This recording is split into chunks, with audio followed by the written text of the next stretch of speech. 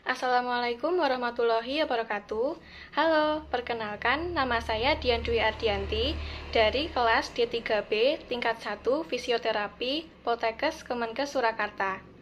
Pada kesempatan kali ini, izinkan saya menyampaikan materi mengenai anatomi dan fungsi paru-paru.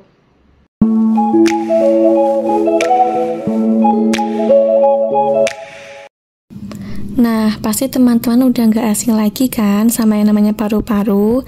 Yap, paru-paru merupakan salah satu organ pernafasan kita. Untuk lebih jelasnya, paru-paru adalah salah satu organ vital dalam tubuh manusia.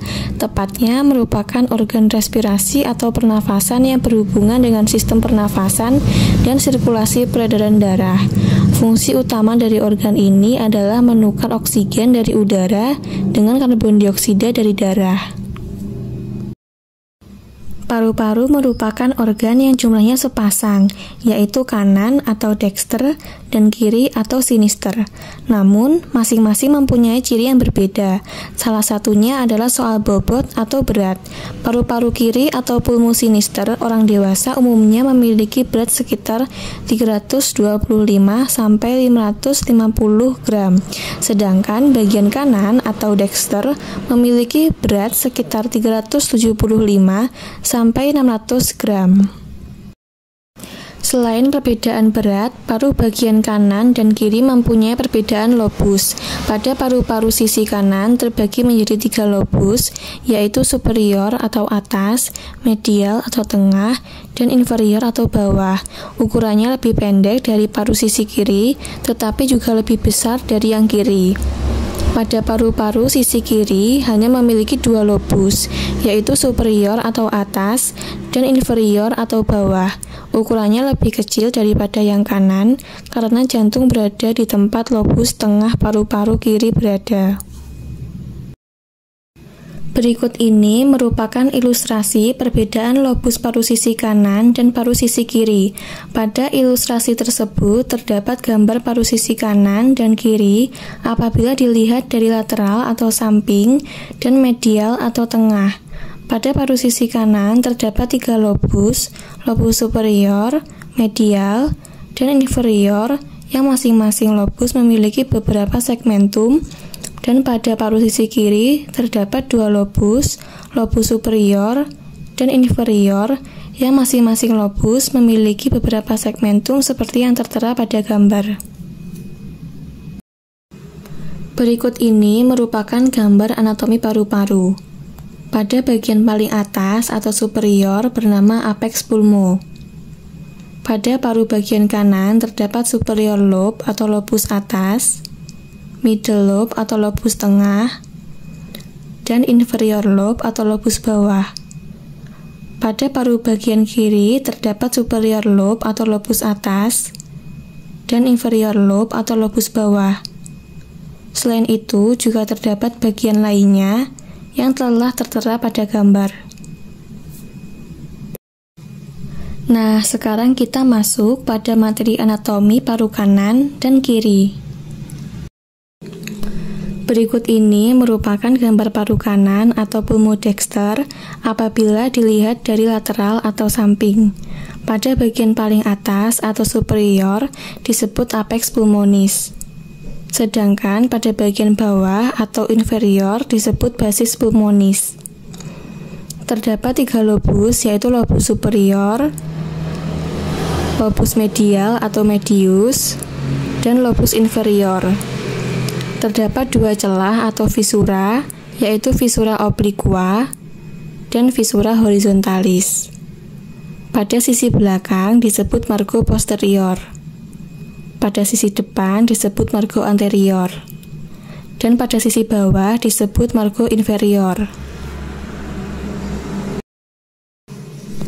Berikut ini merupakan gambar paru kanan atau pulmodexter potongan sagital pada bidang hilum pulmonis apabila dilihat dari medial atau tengah. Sama seperti slide sebelumnya, terdapat 3 lobus, 2 visura, dan 3 margo.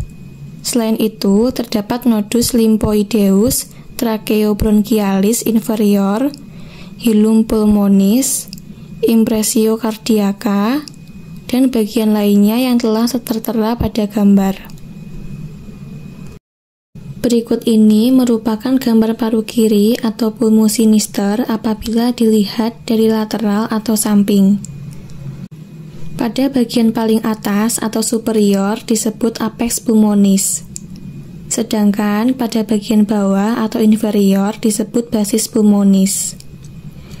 Terdapat dua lobus, yaitu lobus superior dan lobus inferior. Terdapat satu celah atau fisura, yaitu fisura obliqua. Pada sisi belakang disebut margo posterior. Pada sisi depan disebut margo anterior. Dan pada sisi bawah disebut margo inferior. Terdapat juga lekukan disebut incisura cardiaca. Berikut ini merupakan gambar paru kiri atau pulmus sinister potongan sagital pada bidang hilum pulmonis apabila dilihat dari medial atau tengah. Sama seperti slide sebelumnya, terdapat dua lobus dan 3 margo. Selain itu, terdapat hilum pulmonis, nodi limfoidei tracheobronchialis, impressio cardiaca, lingula pulmonis, fisura obliqua, facies diaphragmatica, facies costalis, bronchus principalis sinister, dan bagian lainnya yang telah tertera pada gambar. Sekarang kita akan masuk pada materi bagian paru-paru beserta fungsinya. Yang pertama yaitu pleura.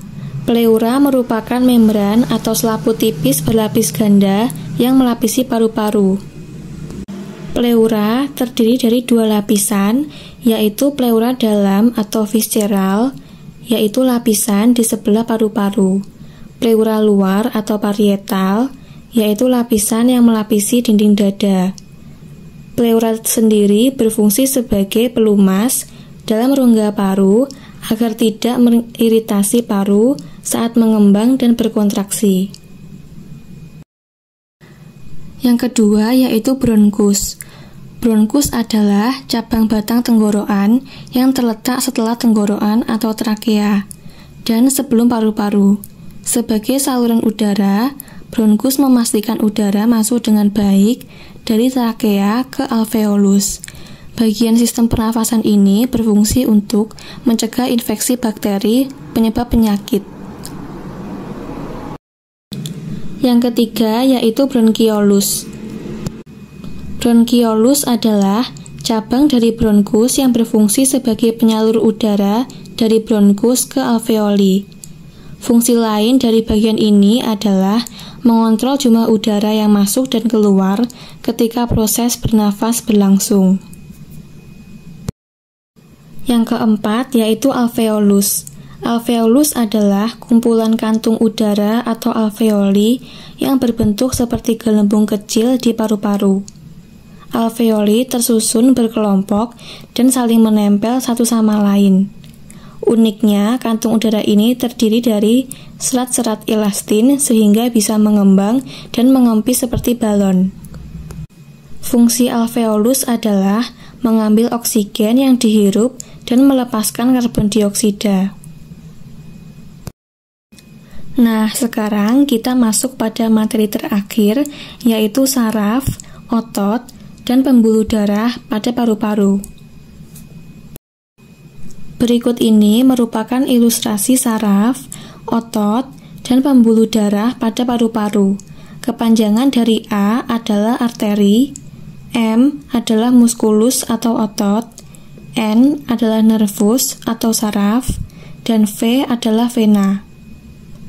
Pada paru-paru terdapat nervus vagus, musculus calenus anterior, vena pulmonalis sinistra, vena pulmonalis dextra, arteri pulmonalis dextra, dan bagian lainnya yang telah tertera pada gambar. Demikian materi anatomi dan fungsi paru yang dapat saya sampaikan.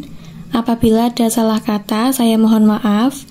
Terima kasih atas perhatiannya. Wassalamualaikum warahmatullahi wabarakatuh.